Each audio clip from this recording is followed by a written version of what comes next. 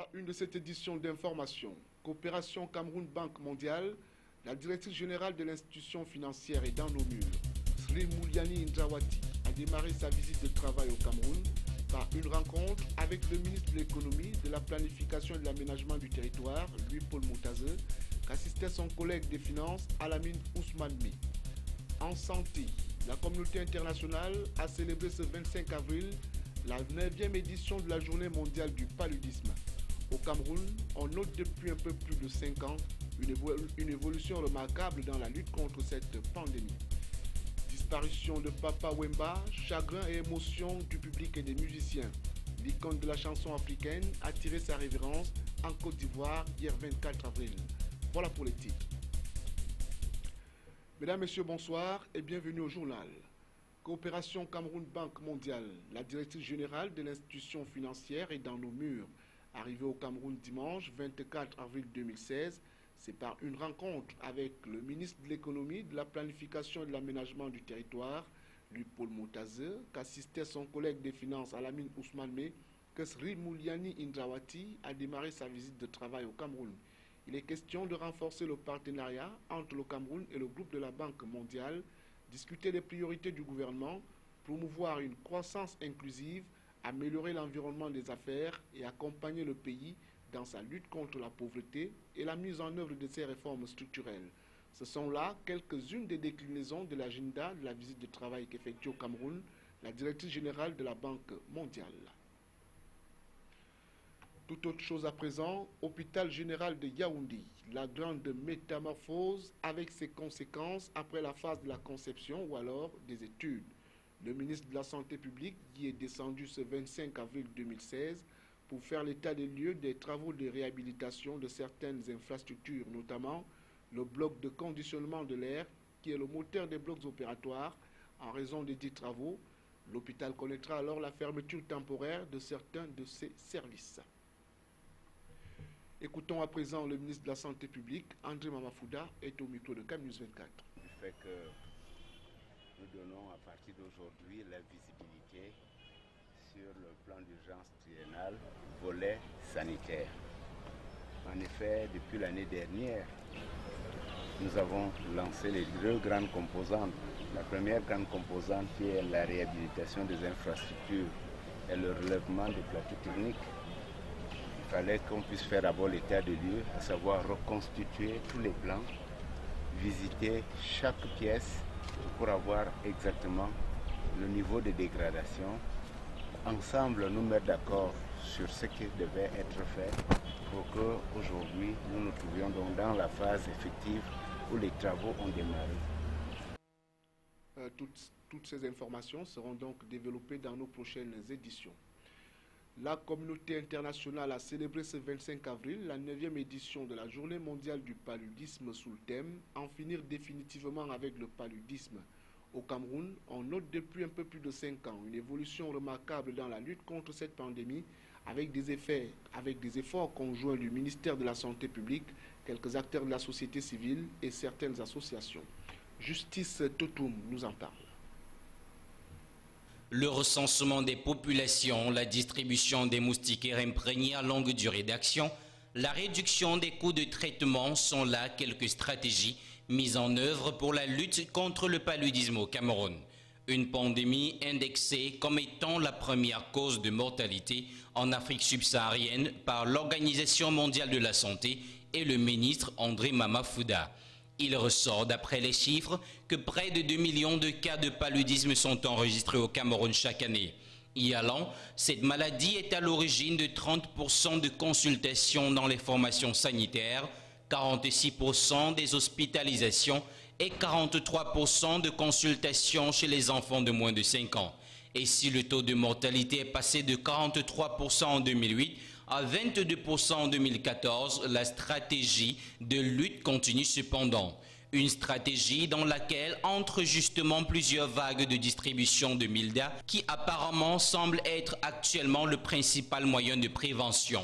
Une lutte qui passe par l'engagement et l'implication de tous les acteurs, de tous les secteurs à tout niveau. Des acteurs parmi lesquels l'association CCA Palu, qui a lancé à maintes reprises la campagne de destruction des nids et des logis des anophèles femelles, agents vecteurs de paludisme, dans les différents quartiers de la capitale économique du Cameroun, à travers des actions de fumigation et de pulvérisation. Cet engagement du gouvernement et de certaines associations assure un impact non négligeable dans la réduction du taux de mortalité. Au Cameroun, le paludisme est reconnu comme un problème de santé publique et est placé au centre des préoccupations en matière de santé. En effet, cette maladie sévit dans les 10 régions avec près de 2/3 de la population exposée. Elle reste également la principale cause de mortalité en Afrique. Chaque année, la piqûre des moustiques provoque entre 300 et 500 millions de cas de maladie et entraîne le décès de plus de 2 millions d'enfants. Les enfants de moins de 5 ans vivant en Afrique subsaharienne en payent le plus lourd tribut. Une affaire prise au sérieux par le gouvernement, au moins pour ces 5 dernières années. Le paludisme est une maladie très grave et parfois mortelle. Tout comme la tuberculose, le paludisme tire ses victoires de l'incivisme des citoyens. L'insalubrité dans les environs des habitations est favorable à la nidification des anophèles. La bataille des pouvoirs publics contre le paludisme semble malheureusement une cause perdue en l'absence du bon état d'esprit des populations. Colombe Katal. Avec des centaines de décès enregistrés chaque année au Cameroun, le paludisme reste un ennemi implacable. Des chiffres qui peuvent pourtant être revus à la baisse avec un élan de civisme des citoyens camerounais. L'insalubrité qui résulte de la mauvaise gestion des marchés de nos villes laisse à désirer. L'amoncellement des déchets, des eaux stagnantes et un environnement en friche autour des habitations constituent un facteur de risque accru d'infection. Veiller sur la bonne santé des populations est bien entendu un devoir des pouvoirs publics. Ces derniers ne ménagent d'ailleurs pas les efforts à travers des campagnes de sensibilisation, de vaccination et autres distributions des moustiquaires. La réalité cependant reste telle que ces dispositions ne serviront qu'à peu de choses aussi longtemps que le citoyen ne prendra pas une disposition aussi simple que la propreté de son milieu de vie. Dans la bataille contre le paludisme, les méthodes les plus efficaces sont les moins coûteuses, donc à la portée de tous. Comme le dit la maxime, prévenir vaut mieux que guérir. Dans la suite du journal, rendons-nous à l'extrême nord où 27 000 militants du RDPC se sont mobilisés pour appeler leur président national Paul Biya à se présenter à l'élection présidentielle de 2018. C'était à l'occasion d'un méga meeting tenu à Maroua sous la présidence de Kava Yégué Djibril, président de l'Assemblée nationale. Le meeting s'est achevé par une marche de soutien dans les artères de la ville de Maroua. De Maroua, voici le reportage de Célestin Tabouli Succès.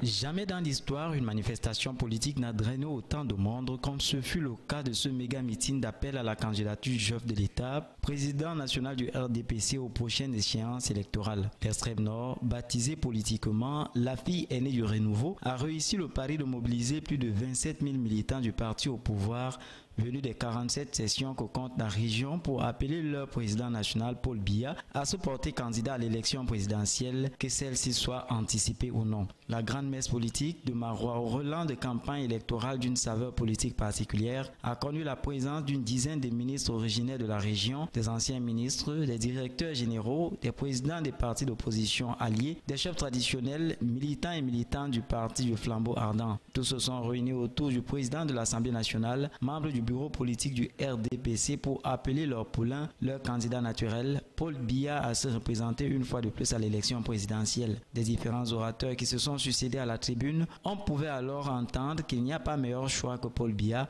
pour présider aux destinées des Camerounais. Kava Yégué Djibril, président de l'Assemblée nationale et membre du bureau politique du RDPC, a réitéré dans son discours que Paul Biya est l'homme qu'il faut à la place qu'il faut. L'appel de l'extrême nord, région considérée comme un bastion imprenable du parti au pouvoir, déclenchera-t-elle ce que les militants RDPC attendent de leur président, à savoir « Oui, je vous ai compris et j'accepte ». Affaire à suivre.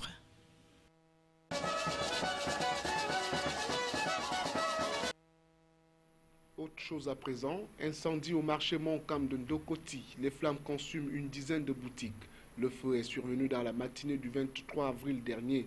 L'on évoque la négligence de ce feu qui serait parti d'une boutique.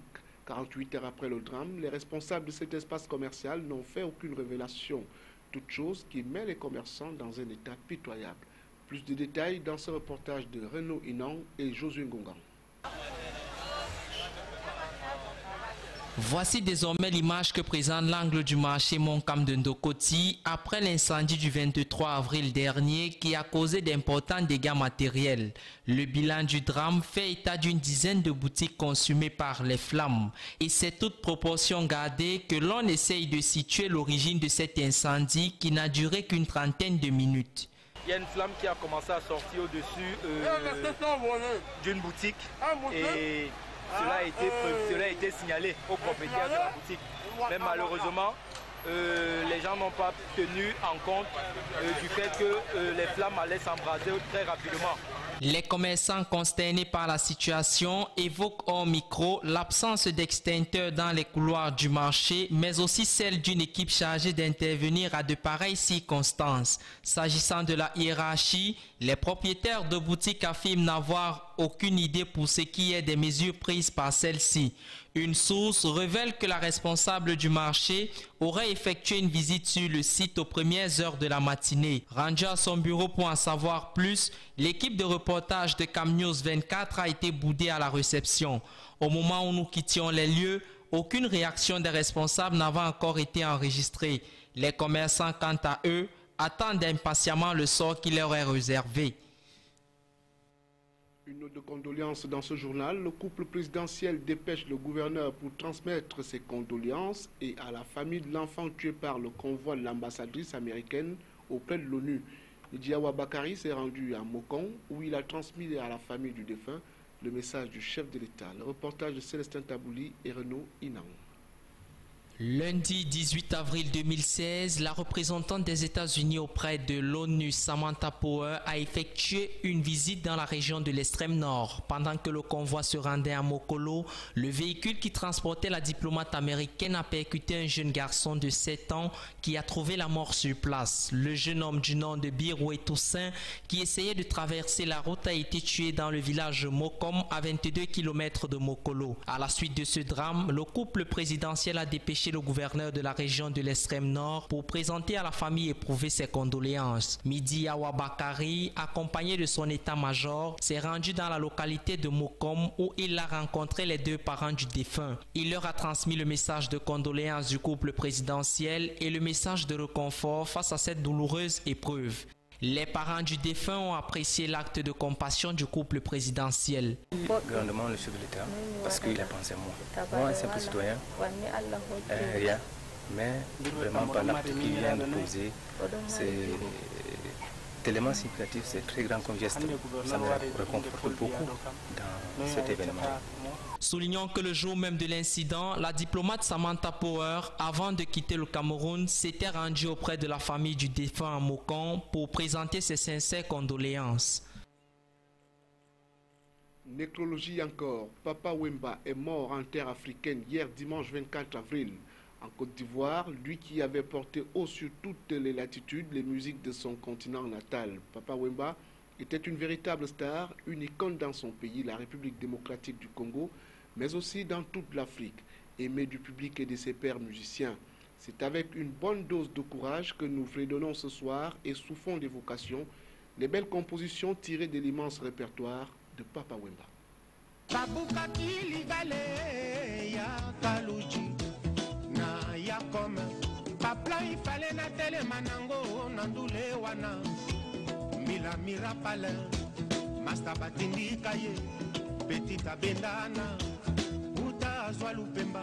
Le critique artistique, autant que le mélomane, aurait tout souhaité commencer par la plus récente de ses sorties pour évoquer sa mémoire. Mais comment se retrouver dans ce florilège de textes aussi actuels que les uns les autres et mis en musique par Jules Chungu Wemba Diopene Kikumba, dit Papa Wemba. Oui, lui qui vit le jour le 14 juin 1949 à Loubefou au Congo belge, dans l'actuelle province du Sankarou en République démocratique du Congo, et dont la mort, tel un couperet, l'a arraché à la vie ce 24 avril 2016 à Abidjan, à la suite d'un malaise survenu sur scène, 20 minutes après qu'il eut chanté 3 morceaux de son riche répertoire. Chanteur, auteur, compositeur et acteur, il est le fondateur et dirigeant du label Biba La Musica qui a recruté et formé des stars de la chanson congolaise et africaine telles King Kester et Meneya, et Kofi Olomide.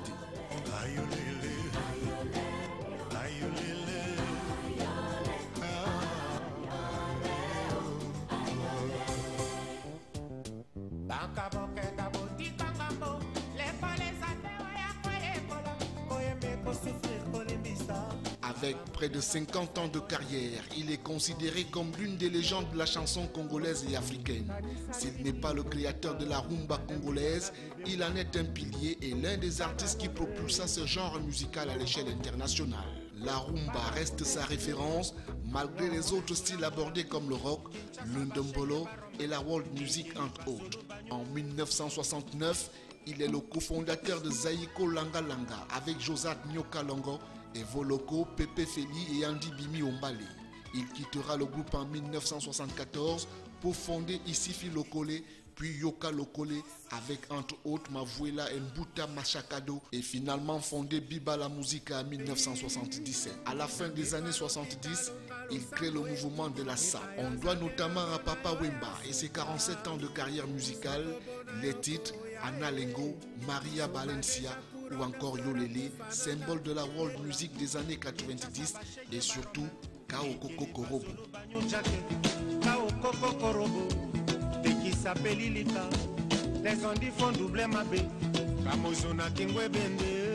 Roi de la rumba congolaise, fou de la mode et de beaux vêtements, Papa Wemba était un des chanteurs africains les plus populaires. Il était de tous les événements musicaux majeurs concernant le continent, chantant notamment en l'honneur des 90 ans de Nelson Mandela en juin 2008 à Londres. Et puisque tes œuvres te survivront, il n'est point question de déclamer un adieu, mais plutôt un Kende Malamu, comme pour dire au revoir Papa Wemba et que la terre qui est un chef-d'œuvre divin te soit légère.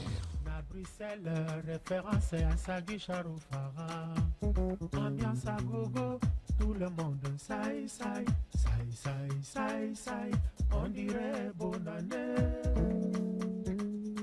Tous les soirs, saï, saï, saï, saï, saï, saï.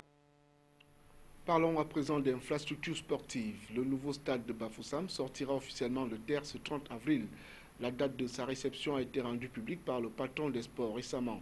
Situé à quelques kilomètres de Bafoussam, ce joyau architectural à 20 000 places, autant pour moi, assise, est le fruit de la coopération sino-camerounaise. Mais à une semaine des activités, la polémique sur le nom de baptême de l'infrastructure hante l'élite locale. Vous le dites, Michel Ateba. Annoncé pour être réceptionné et inauguré le 30 avril prochain, le nom de baptême du nouveau stade de Bafoussam fait polémique. Sur place, l'autorité traditionnelle, l'élite de la région et les fans de sport pensent que le nouveau joyau aura un nom de baptême local. Sauf que plusieurs noms sont avancés et aucun ne ferait l'unanimité. Du stade omnisport de Kwekong, en passant par le stade de Noun, ou encore stade omnisport de Bafoussam, ou stade Elingumpe, l'autorité sportive devrait trancher le 30 avril prochain. Comme ce fut le cas avec son homologue de Limbe, le nom de baptême de l'infrastructure est une exclusivité du ministère des Sports et de l'Éducation physique du Cameroun. C'est le cas avec les précédents stades, Yaoundé, Garoua, Douala, qui sont tous des stades omnisports. Bafoussam fera-t-il exception? On le saura le 30 avril prochain, lors de son inauguration.